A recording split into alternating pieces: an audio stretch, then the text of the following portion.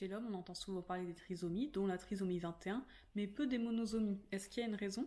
Les personnes atteintes de trisomie vont présenter un chromosome en plus. Donc au lieu d'avoir 23 paires, elles vont avoir 22 paires, et la 23e paire ne sera pas une paire mais un trio. La monosomie, il faut avoir le raisonnement inverse. Les personnes vont présenter un chromosome en moins, donc 22 paires de chromosomes et un chromosome unique. Mais pourquoi on n'entend pas parler des monosomies? Tout simplement parce qu'il n'y en a qu'une seule qui est viable. Si on regarde du côté des chromosomes autosomaux, donc ceux qui ne sont pas sexuels, tous les chromosomes sauf le X et le Y, une monosomie autosomale n'est pas viable.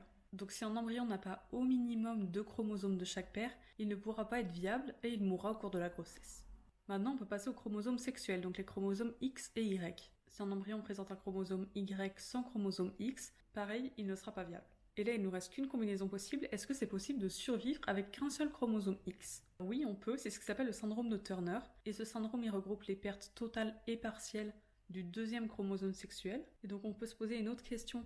Si on ne peut pas survivre quand on n'a pas au minimum 2 chromosomes identiques, comment ça se fait qu'on puisse survivre en n'ayant qu'un seul X? Ça, c'est l'histoire du X silencieux, j'en parlerai plus tard.